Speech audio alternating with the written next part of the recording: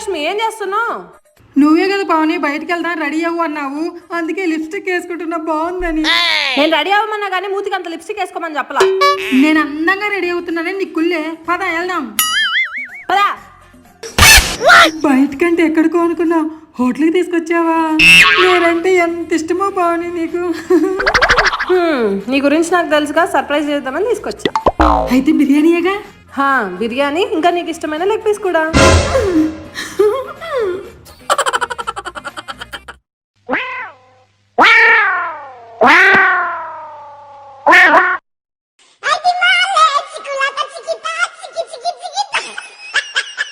ఏంది అలా తింటు నువ్వు? లిప్స్టిక్ పోయిద్దామని ఇటు తింటున్నాను. బాగుంది కదా ఆడియో. అందుకే లిప్స్టిక్ వేసుకోవద్దని చెప్పా.